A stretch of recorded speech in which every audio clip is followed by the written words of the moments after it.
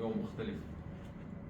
فلذلك احنا اثرنا على نفسنا انه اليوم ده نكون في حضرة المركز السوداني بالشارقة، لانه معهود عنه انه هو مأوى لكل الاشكال الاجتماعية، اذا كانت افراح او اطراح او اجتماعات. وانا افتكر انه ده جدا يعني كويس جدا، و بيأطر لمسائل كثير جدا علاقة بالجوانب الاجتماعية والإنسانية.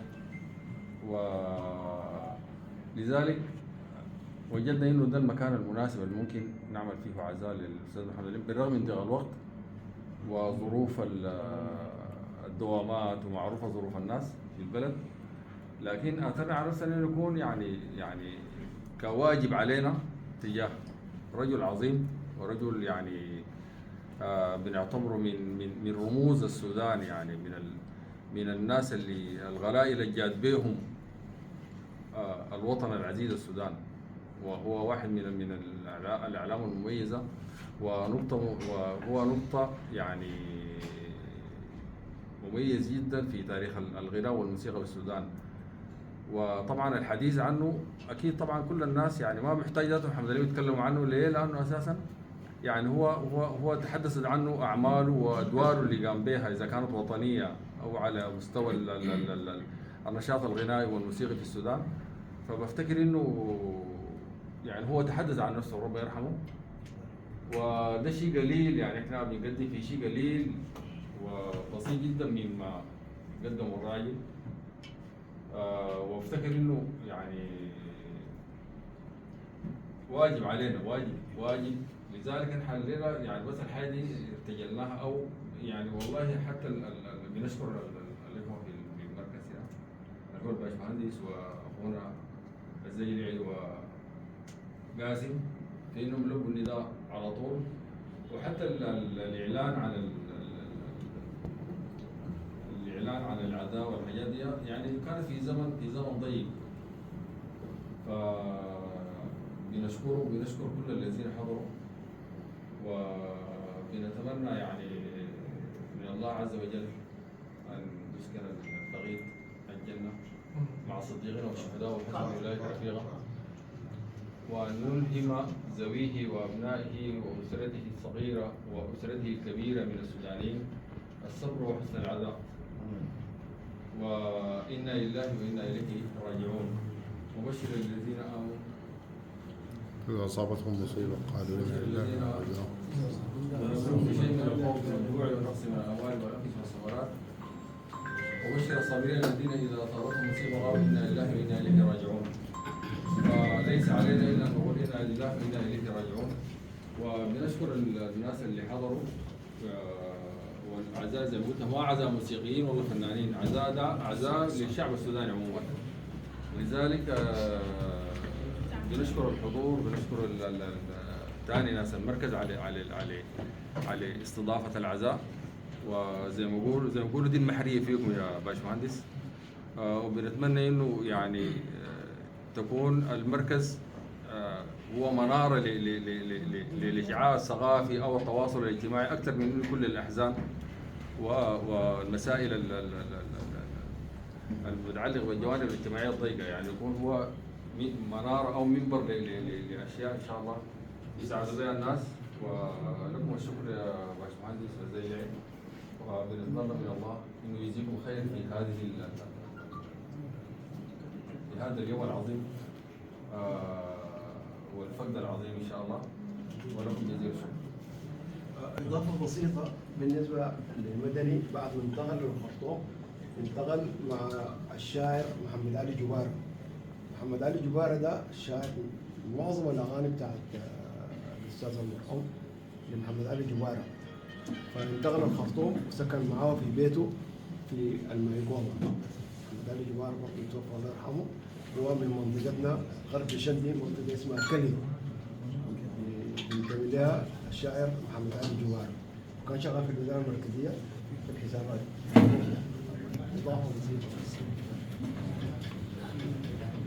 بسم الله الرحمن الرحيم. الحمد لله رب العالمين، والصلاة والسلام على أشرف المرسلين سيدنا محمد وعلى آله وصحبه أجمعين.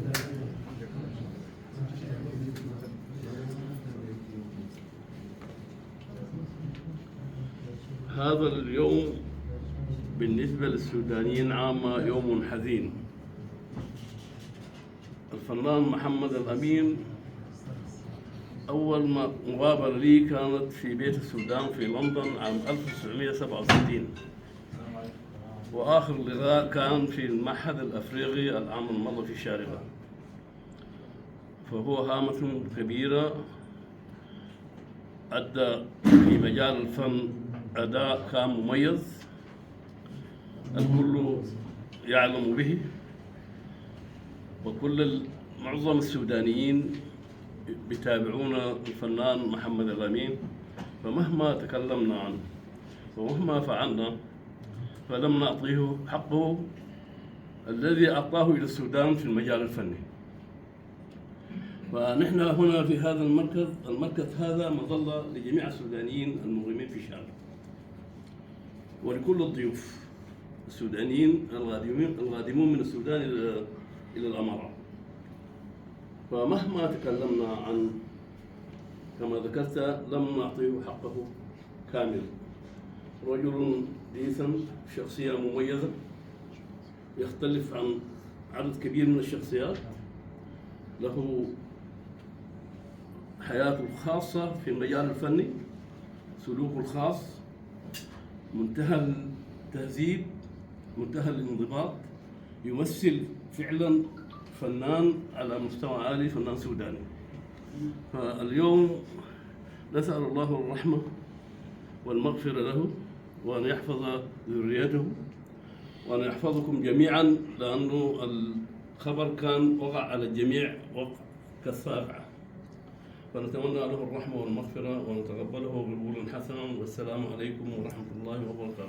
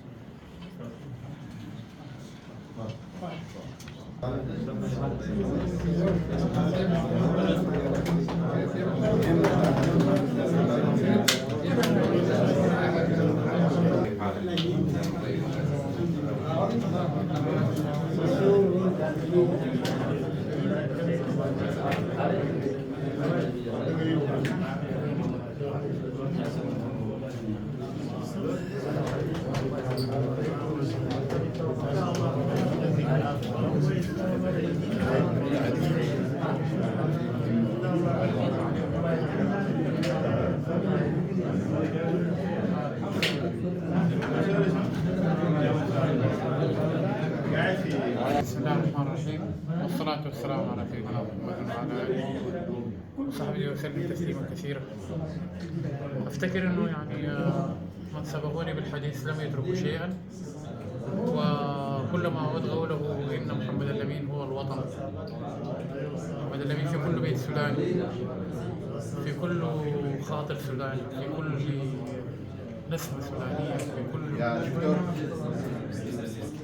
يا شباب فنسأل الله والرحمة. محمد الأمين يختلف كثيرا عن غيره من العمالقة الآخرين، لأن محمد الأمين له نهجه وقاتل عنه ودافع عنه طوال سنوات طويلة جدا ليثبت فكرة ما، والحمد لله رب العالمين كللت مساعيه بالنجاح وصار متفردا بهذا الأسلوب. وأنا أفتكر إنه أسلوب محمد الأمين غير الأساليب المعهودة، الأساليب الموجودة، طور كثيرا في الغناء السوداني، وهو منهج غاية بذاته. إذا تكلمنا من ناحية موسيقية، إذا تكلمنا من ناحية اجتماعية وغير ذلك، محمد الأمين أخ صديق عزيز، وليس لي وحدي، لكل الناس. من يعرف محمد الأمين عن قرب يعرف دماسة خلقه وقربه من الناس، ويعرف كيف يتعامل مع الناس. محمد الأمين شيء يختلف تماما عن الآخرين. له الفضل الكبير في إنه يكون سعد الدين الطيب، ويقدم سعد الدين الطيب للمجتمع، للوسط الفني، وكنا نفخر بذلك ونفخر بأعماله، وكنا لازلنا نفخر بأنه نحن شاركنا محمد الأمين في تأدية أعماله وتنفيذ أعماله تلك الدرر التي سنتحدث فيها لاحقا بإذن الله بالتفصيل. الرحمة والمغفرة للأستاذ محمد الأمين والعدالة لأسرته ولكل الشعب السوداني. الحمد لله رب العالمين. بسم الله، الحمد لله الذي لا يحمد على أمره سواه. نعزي أنفسنا ونعزيكم جميعا في فقدنا الجلل أستاذنا موسيقار الأجيال الفنان الكبير الأستاذ محمد الأمين، اللي حقيقة يعني فوجئنا برحيله في هذا اليوم الحزين يعني، وفي ظروف صعبة جدا تمر على البلاد. وأنا حقيقة داير أتكلم بزاوية بسيطة عن إسهامات الأستاذ محمد الأمين على المستوى الإنساني والاجتماعي في السودان. في حادثة بسيطة ذكرتها قبل لبعض الأخوان، إنه في مرة من المرات كنا في حفل في الجنينة، ومعروف كان في فترة من الفترات يعني مشاكل في دارفور كثيرة جدا، ويمكن كان في بلاغات كمية كبيرة جدا من البلاغات اليومية في حوادث مختلفة. فاليوم ذاك شهد إنه يعني ما في ولا بلاغ تم تسجيله في أي نوع من أنواع الجرائم أيا كانت، يعني لا كبيرة ولا صغيرة. ده كان بالنسبة ل يعني الجهاز القضائي والقانوني الموجود في الجنينة كان حدث يعني. هذا يعني إنه كل الناس كانوا مهتمين إنه يحضروا حفل الأستاذ محمد الأمين، وده نجاح. أنا أفتكر إنه الفنان هو عبارة عن مشروع الفنان عندما يتحول إلى جانب إنساني اجتماعي، ده نجاح تجربة الفنان. رحم الله الأستاذ محمد الأمين، ربنا يتغمده بواسع رحمته. الحديث عنه يعني لا يتسع المجال، وتكفي محبة الناس، والحمد لله على كل حال. إنا لله وإنا إليه راجعون. الحمد لله رب العالمين. يعني ما أعتقد إنه حيكون عندي القدرة إنه أنا أقدر أتكلم في مناسبة زي دي، ولكن بما إنه العزاء هنا في مجلس الاجتماع السوداني نستوجب إن احنا نقول الله يرحم محمد الأمين. هو كان مدرسة متفردة، كان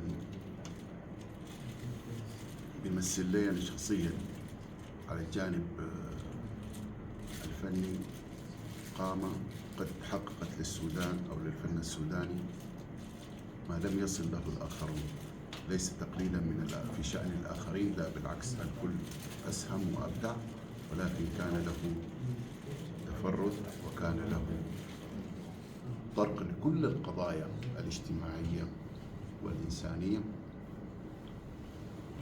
والوطنية. طبعا هو كان رمز فعلا للفنان المخلص المبدع المتفاني، ورجل من رجال الوطن. ما أظن أنه كلمات مديحة توفي حقه، ولكن ما بنقول إلا الحمد لله، إنا لله وإنا إليه راجعون.